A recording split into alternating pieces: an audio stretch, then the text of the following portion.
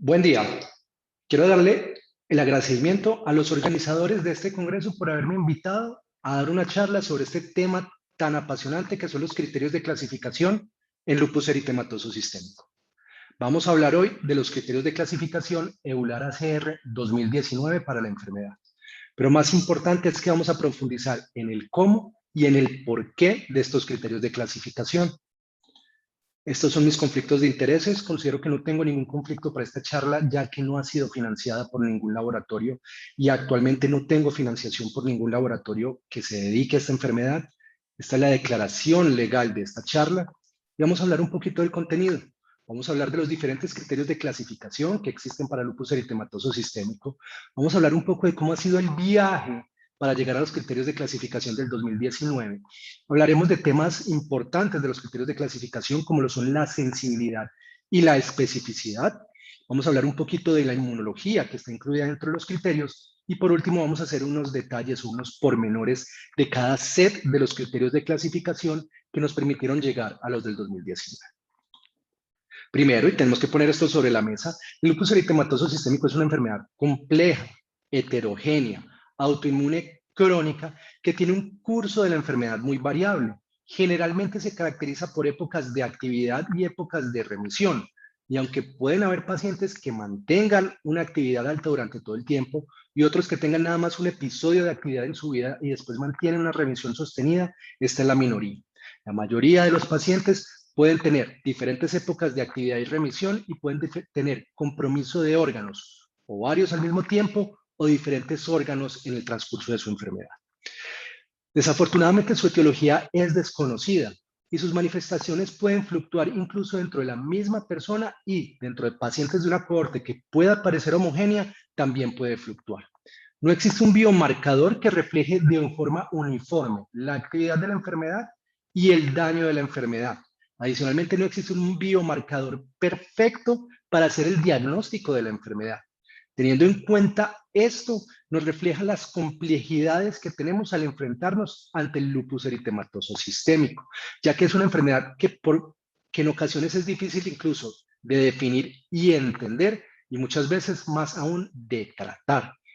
Y por último, estas manifestaciones que van a depender no solamente de la genética del paciente, sino del momento de aparición, de la edad, de la composición epigenética, de la exposición al medio ambiente, incluso de la etnia y el sexo, se va a derivar en que tenemos un grupo importante de pacientes que definimos como lupus eritematoso sistémico y tenemos otros grupos de pacientes que pueden tener o no pueden tener características de la enfermedad, pero que muchas veces comparten manifestaciones y que no nos permite diferenciar que tanto estamos ante un paciente con una enfermedad diferenciada, diferente al lupus eritematoso sistémico, como enfermedad mixta del tejido conectivo, como glomerulopatías autoinmunes, sin otras manifestaciones de autoinmunidad, como pacientes con síndrome antifosfolípido, y que tantas veces estamos frente a pacientes que tienen lupus eritematoso sistémico y que puedan tener características de otras enfermedades o incluso sobreposición con otras enfermedades.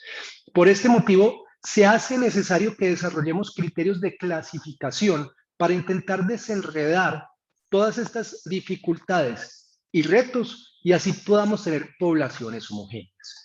Y llegar a los criterios de clasificación EULAR-ACR 2019 fue un viaje complejo. Los criterios de clasificación son esenciales para la ciencia, definiendo un grupo de pacientes que es lo suficientemente homogéneo, yo puedo realizar ensayos clínicos significativos y que harán posible el desarrollo de estudios translacionales. Y más allá de lo anterior, unos criterios de clasificación útiles moldearán nuestro concepto de la enfermedad. Los criterios de clasificación han sido importantes. Estos criterios, al permitir tener grupos homogéneos, permitirán desarrollar estos estudios clínicos que serán necesarios para entender mejor la enfermedad y para darle tratamiento. Con los criterios de clasificación de 1982 del Colegio Americano de Reumatología, se contaban con 11 criterios clínicos y que estos exigían al menos la presencia de 4 para que fueran positivos y así poder clasificar un paciente como que tuviera lupus eritematoso sistémico. En 1997 estos criterios fueron modificados para incluir 3 exámenes estándar para anticuerpos antifosfolípidos, principalmente los anticuerpos anticardiolipina y el anticoagulante lúpico. Al mismo tiempo, el fenómeno de las células CLE fue liberado de la historia científica desde 1982 y cambió un poco cómo entendíamos la enfermedad y esta idea de autoinmunidad y anticuerpos antinucleares en lupus eritematoso sistémico. Un mayor progreso llevó al aumento de información que es pertinente para la clasificación de la enfermedad como lupus eritematoso sistémico. Ejemplos de esto fueron la medición rutinaria de niveles de complemento, en la concepción de que una biopsia renal se podía convertirse en una aproximación estándar para el manejo de pacientes con sospecha de nefritis lúpica y para llevar el diagnóstico de la enfermedad. Por lo anterior, aunque los criterios de clasificación de 1997 fueron útiles, no se pudieron mantener al paso del mejor entendimiento de las manifestaciones clínicas y del laboratorio de la enfermedad. Esto llevó a una necesidad manifiesta para nuevos criterios de clasificación. Con casi 10 años de diferencia entre los criterios de clasificación del 2012 y del 2019, vamos a ver que los criterios SLIC del 2012 tuvieron una aproximación algo diferente a los actuales, que son los del 2019. SLIC mantuvo la estructura, pero añadió ítems nuevos y añadió dos conceptos nuevos. ¿Cuáles eran estos conceptos? Que uno puede tener lupus eritematoso sistémico desde que tengamos una biopsia renal que lo apoye y una positividad para anticuerpos antinucleares positivos o anti-DNA positivo, pero adicionalmente ellos mencionaron que se requiere al menos una manifestación de autoinmunidad y una manifestación clínica para que nosotros podamos clasificar a alguien como lupus eritematoso sistémico. Y la sola clínica aislada o la sola autoinmunidad aislada no deberían ser suficientes para decirle a alguien que tiene lupus eritematoso sistémico. Debe ser la mezcla de ambos. En el 2019, los criterios del EULAR-ACR, que enfatizaron la necesidad de una mayor especificidad, condensaron la lista de los ítems y cambiaron la estructura general al utilizar los anticuerpos antinucleares como un criterio de ingreso obligatorio y al apoyarse en la ponderación de los ítems.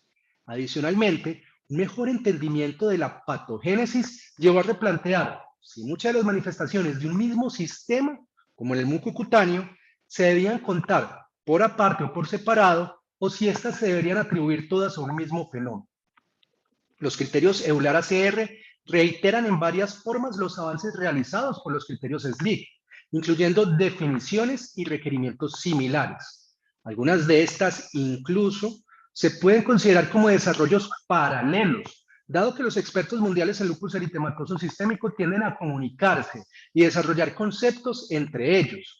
Adicionalmente, los criterios de clasificación SLIC del 2012 probablemente reformaron las ideas de qué es lupus eritematoso sistémico en muchos de los expertos que desarrollaron los criterios EULAR-ACR del 2019. De forma similar como probablemente los criterios ACR en 1997 influyeron en el desarrollo de los criterios SLIC del 2012. Vamos a hablar entonces ahora de un tema crítico en criterios de clasificación y es el tema de sensibilidad.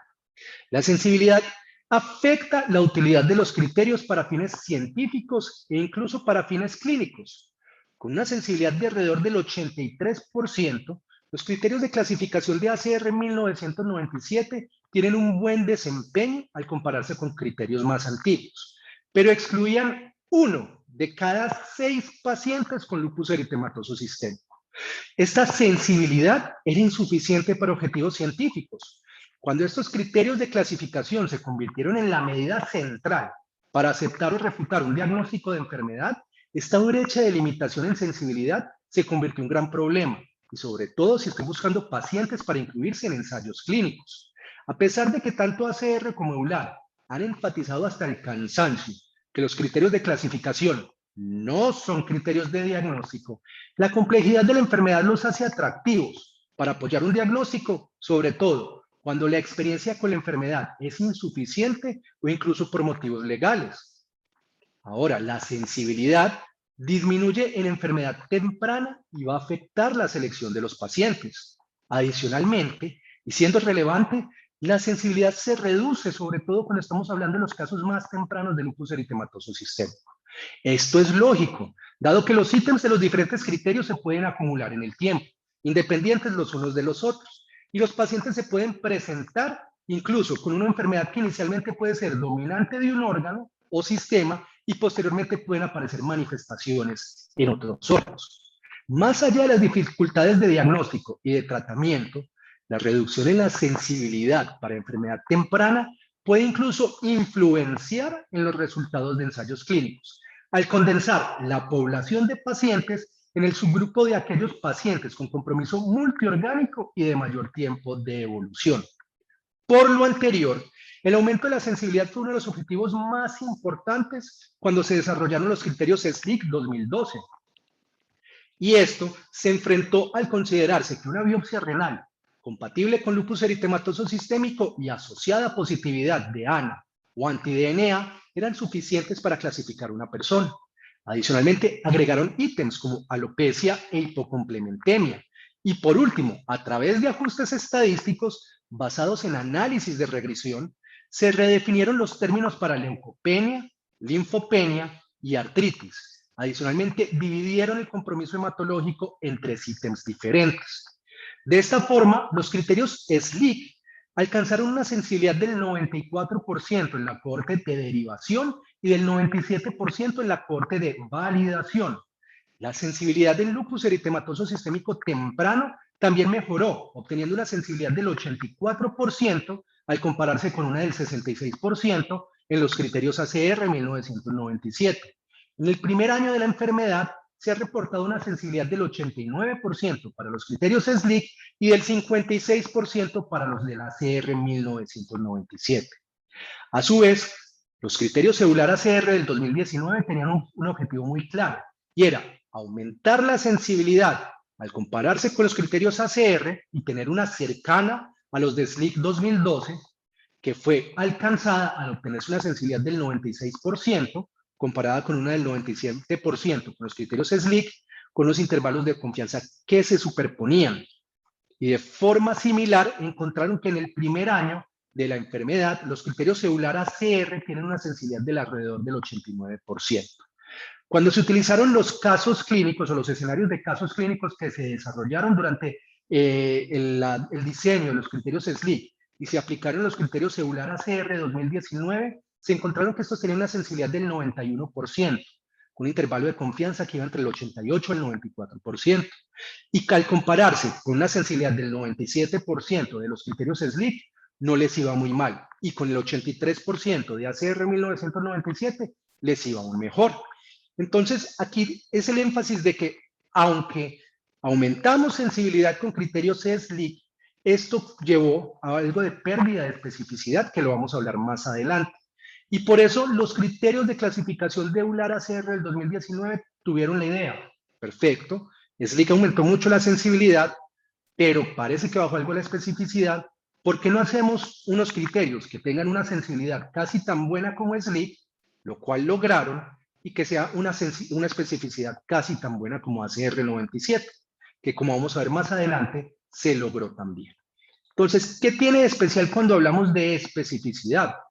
Aunque la especificidad es menos importante para el diagnóstico, ya que un diagnóstico necesita mucha sensibilidad, yo necesito que los pacientes no se me escapen al diagnóstico, pero en la práctica clínica diaria, si fallo por un exceso de sensibilidad, yo el diagnóstico lo puedo revisar cuantas veces sea necesario durante el seguimiento del paciente y durante el tratamiento. Mientras que en un paciente que ingresa a un ensayo clínico aleatorizado, es inusual que yo pueda modificar el diagnóstico durante el seguimiento del ensayo clínico y que esto no me afecte de forma adversa los diseños estadísticos del estudio. Por ese motivo, en los criterios de clasificación EULAR-ACR, como se estaba pensando también en las dificultades que teníamos de ingreso de pacientes para los ensayos clínicos aleatorizados, se hizo un énfasis importante en una buena especificidad. Por ese motivo, hay una gran importancia de este tema para los criterios de clasificación EULAR-ACR 2019.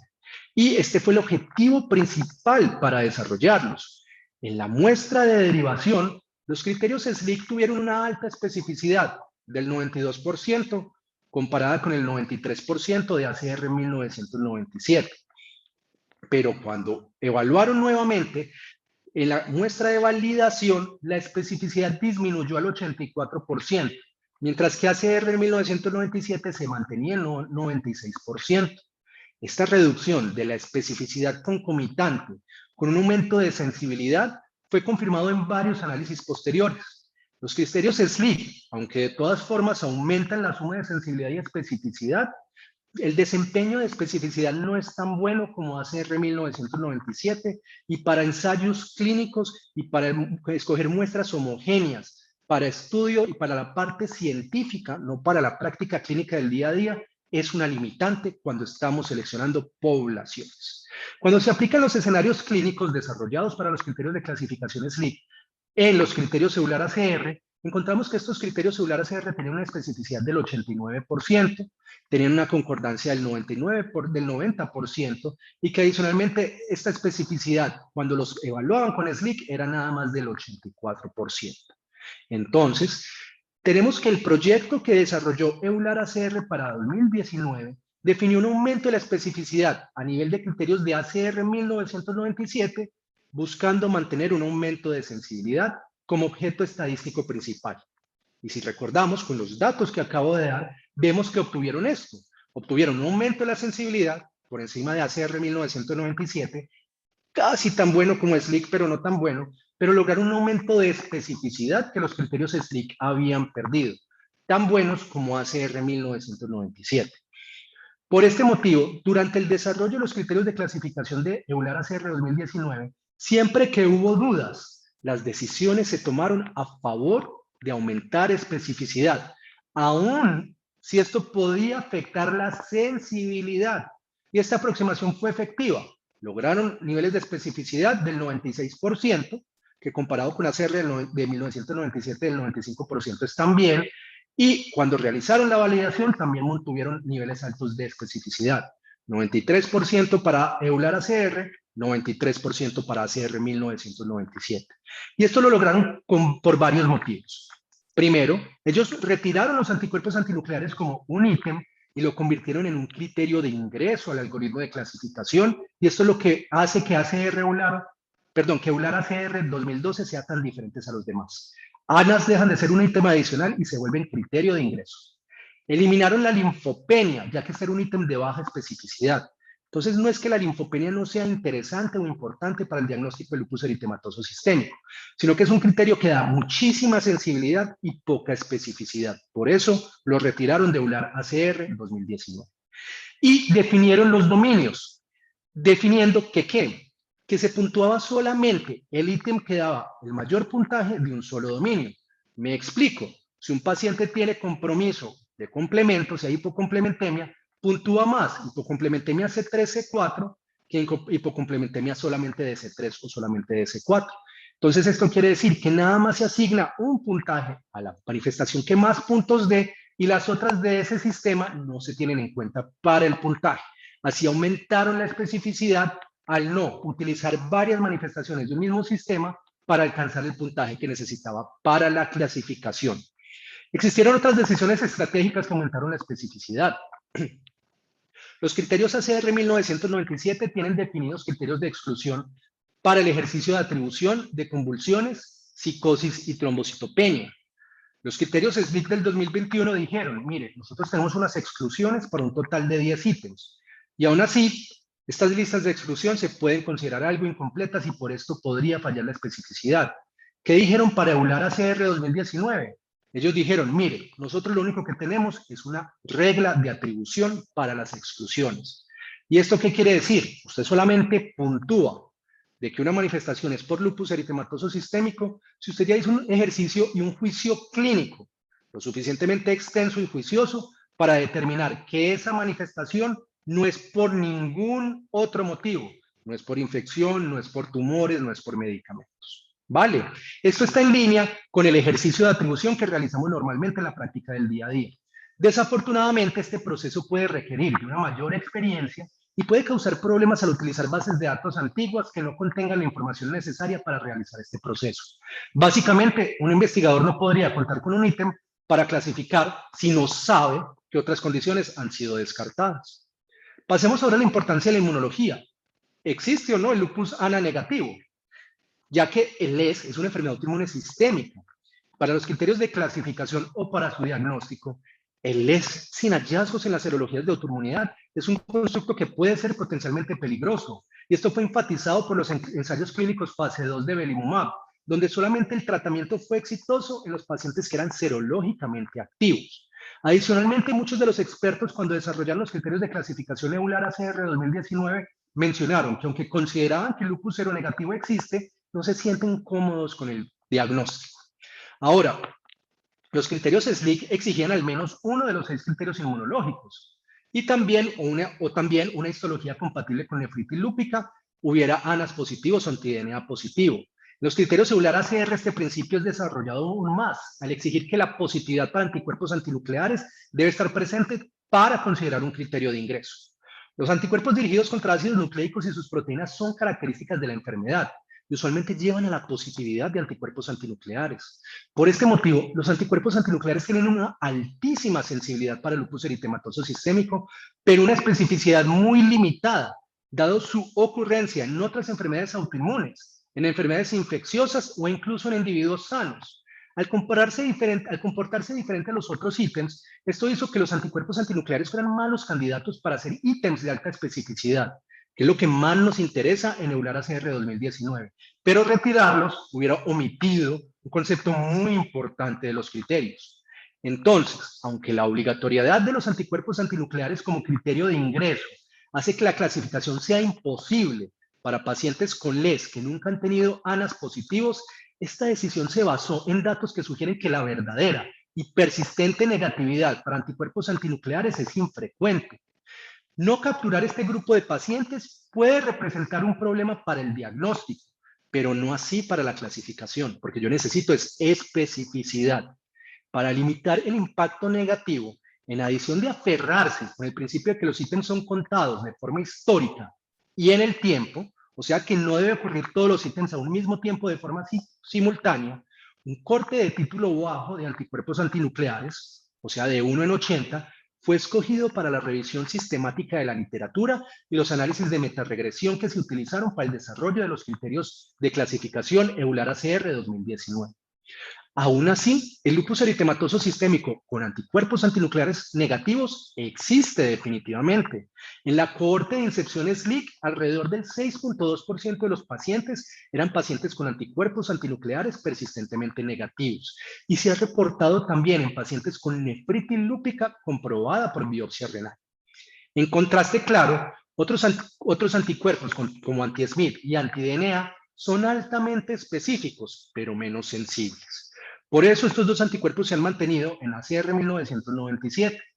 Y para los criterios EULAR ACR se hizo necesario definir que la especificidad de los test de anti-DNA deben ser al menos de un 90% al compararse con controles cuando se utilizaban técnicas sensibles de LIS. ¿Por qué? Nuevamente, porque el objetivo principal de EULAR ACR 2019 era especificidad. En SLIC, la especificidad de esto se mantuvo al exigir puntos de corte altos. Ahora pasemos a ítems nuevos y definiciones mejoradas. ¿Cómo se hacen las sumas y las restas para ver cómo se han incluido los diferentes criterios clínicos o los ítems clínicos para los diferentes criterios de clasificación? Entonces, tenemos lupus cutáneo. Para ACR 1982 y 97, el único que contaba era eritema malar. SLIC 2012 amplió la cantidad de criterios que se incluyeron desde el punto de vista cutáneo y EULAR ACR volvió a disminuir la cantidad de criterios, pero lo subdividió en lupus cutáneo agudo, en lupus cutáneo subagudo y en lupus cutáneo crónico. Podemos ver en la columna de la derecha donde están el puntaje de cada uno de los ítems que ingresaron a EULAR ACR 2019. Para los criterios SLIC se tomó un gran cuidado en caracterizar completamente el progreso clínico de la enfermedad. Y esto llevó a la adición de ítems importantes, en particular manifestaciones mucocutáneas, como lo estamos viendo con la gran cantidad de ítems mucocutáneos que están en la columna de SLIC 2012, y neuropsiquiátricas, como vamos a ver más adelante. Además de la inclusión de la histopatología para nefritis para compromiso renal. De forma similar, SLIC incluyó test inmunológicos que fueron ajustados para incluir niveles de complemento, beta-2-glicoproteína y positividad para CUMS sin necesidad de que hubiera hemólisis. El trabajo del grupo SLIC fue tan exhaustivo que, como vamos a ver durante las próximas diapositivas, el grupo EULAR ACR no encontró ítems nuevos para incluir. La única adición fue fiebre no infecciosa, que emergió de la cohorte del ES temprano y de la encuesta de pacientes, obligatoriamente que fuera mayor a 38.3 grados centígrados. Entonces tenemos que tener en cuenta que probablemente vamos a ver que los criterios EULAR-ACR del 2019, en vez de tener más criterios, excepto por la fiebre, lo que hacen es eliminar algunos criterios que estaban en SLIC buscando siempre especificidad. No es que los otros no sirvieran, es que los otros me estaban afectando la especificidad para desarrollar los criterios EULAR-ACR de 2019. Podemos ver en otros apartados como fotosensibilidad, la parte cutánea con alopecia, la parte articular como puntúa de una forma muy importante los criterios EULAR-ACR, el compromiso de serosas, donde dividimos derrame pleural de pericarditis, perdón, derrame pleural o pericárdico de pericarditis aguda, y en la parte renal tenemos unos criterios de proteinuria, pero en EULAR-ACR 2019 también tenemos unos criterios según la histopatología de la biopsia renal, puntuando más las formas proliferativas, o sea, la clase 3 y la clase 4, que la forma membranosa, o clase 5, o que la forma clase 2. Dentro de la parte neurológico, se eliminaron algunas manifestaciones buscando mantener una mayor especificidad. Desde el punto de vista hematológico, variaron un poco los puntos de corte y nuevamente quedan el compromiso de anemia hemolítica, queda el compromiso de leucopenia, queda con el compromiso de trombocitopenia, pero en EULAR-ACR 2019 se quita el compromiso de linfopenia, aumentando la especificidad. Los 3 sets de criterio aplicaron un esfuerzo importante en definir apropiadamente cada ítem. Los criterios ACR, la psicosis abarca 2 conceptos contemporáneos: psicosis y estado confusional agudo o delirium para criterios SLIC y EULAR-ACR respectivamente. Aunque los criterios ACR y SLIC desarrollaron sus definiciones dentro del proyecto, para los criterios EULAR-ACR del 2019 se tendieron a utilizar definiciones ya existentes e incluso de otros campos de la medicina para simplificar el proyecto. En lo hematológico, las definiciones SLIC tuvieron cambios al compararse con ACR 1997. Para ACR 1997, leucopenia eran valores menores a 4.000, linfopenia eran valores menores a 1.500, y al menos en 2 ocasiones. Para SLIC solo se requieren en una ocasión y la leucopenia continúa siendo de 4.000, pero la linfopenia la convirtieron a menos de 1.000. Y como vimos previamente, EULAR-ACR retira la linfopenia buscando un mayor desempeño desde el punto de vista de especificidad. Ahora, viene otra parte muy interesante y es, los criterios deben ser fácilmente aplicables, si no, nadie los va a utilizar. Entonces acá viene la gran disyuntiva. Yo tengo criterios muy precisos pero muy complejos o criterios muy simples pero que me fallen en la parte de la precisión. La factibilidad es un tema muy importante. Nada va a superar, o hasta el momento nada ha superado los criterios de ACR 1997 que todo el mundo aprendió. Al menos 4 de 11 criterios. A uno se le quedó eso. El contrapeso es la necesidad de precisión científica. Y hubo 2 perspectivas para desarrollar los criterios de SLIC y EULAR-ACR 2012. Los criterios SLIC ajustaron la lista de los ítems de forma considerable, a 42 posiciones en 17 criterios y excluyeron 10 ítems de la lista. Se intentó mantener una estructura simple, similar a los criterios ACR. Entonces, aunque habían más criterios, más ítems, ellos dijeron, mire, yo quiero que como la idea, algo muy similar a como era ACR 1997, 4 de 11. Entonces, SLIC, ¿qué dice? Mire, usted al menos necesita 4 de 21 criterios. Y de esos 4 debe haber al menos 1 inmunológico o de serologías y al menos 1 de manifestaciones clínicas. Y la otra forma de llegar al diagnóstico es la biopsia renal compatible con ANAS o anti-DNA positivo. Los criterios EULAR-ACR cambiaron la estructura general, ponderando cada ítem, derivados de un análisis de decisión multicriterio. Aunque esto podría permitir la clasificación basada en solo 2 criterios, por ejemplo, artritis lúpica y un anti-DNA positivo, en la presencia de ANAS positivos, esto hizo que el sistema de clasificación fuera un poco más complicado, porque al haber ponderación, no todos los ítems puntúan igual y no todos los ítems de una manifestación se puntúan. En parte por este motivo se redujeron los ítems. Adicionalmente, como tenían una regla de atribución, se eliminó la necesidad de tener una lista de exclusiones. Entonces, ¿cómo quedamos? O para terminar y cerrar, quedamos así con los criterios EULAR-ACR del 2019. Lo primero es que necesito unos anticuerpos antinucleares positivos y que el título al menos sea de 1 en 80, independiente del patrón. Y ellos permiten incluso que se utilicen técnicas ELISA pero que el corte de la ELISA tenga la misma sensibilidad y especificidad que esos anticuerpos antinucleares de 1 en 80. Y obviamente, recordemos, no es porque no existan los anticuerpos antinucleares, no es porque no exista el lupus con anticuerpos antinucleares negativos, es porque ellos dicen, posteriormente y en el futuro, vemos cómo desarrollamos criterios de clasificación para este grupo pequeño de pacientes con lupus eritematoso sistémico. Pero al tener en cuenta que ese grupo de lupus eritematoso sistémico, ANAS negativos, se comporta de forma clínica y usualmente su respuesta terapéutica es diferente a los ANAS positivos, y los pacientes con ANAS positivos son un mayor grupo y tengo una gran necesidad de desarrollar criterios para hacer ensayos clínicos que permitan el desarrollo y la autorización de medicamentos en lupus, en este momento mi primer objetivo es lupus ANAS positivo. Entonces, si tengo esos anticuerpos antinucleares positivos, yo paso a evaluar qué ítems tiene cada paciente de los diferentes grupos: constitucional, hematológico, articular, mucocutáneo, serosas, renal, anticuerpos antifosfolípidos, complemento y anticuerpos específicos. Y de cada grupo puntúo nada más el que me dé más puntos, luego de hacer un ejercicio de atribución, si realmente eso corresponde al lupus o no. Luego de eso, si el puntaje es de 10 o más, puedo clasificar como lupus eritematoso sistémico. ¿Qué podemos concluir? El lupus eritematoso sistémico es la suma de un todo. Los criterios de clasificación son herramientas útiles que sirven como hojas de ruta para un mejor entendimiento e investigación de la enfermedad. Cada uno de los sets disponibles han construido sobre lo aprendido con el anterior, añadiendo información nueva, pero intentando mantener la factibilidad. Los criterios celular ACR del 2019 tienen un excelente rendimiento para clasificar la enfermedad, tienen una excelente sensibilidad y especificidad incluso para formas tempranas del lupus eritematoso sistémico. Pero los criterios de clasificación SLIC del 2012 siguen teniendo mejor sensibilidad y su amplia representación de las manifestaciones de la enfermedad los mantiene todavía relevantes en la práctica clínica diaria. Muchas gracias. Estos son mis datos de contacto. Quien quiera continuar la discusión, estoy disponible por cualquiera de estos canales. Y gracias nuevamente a los organizadores por invitarme a dar esta charla que es apasionante.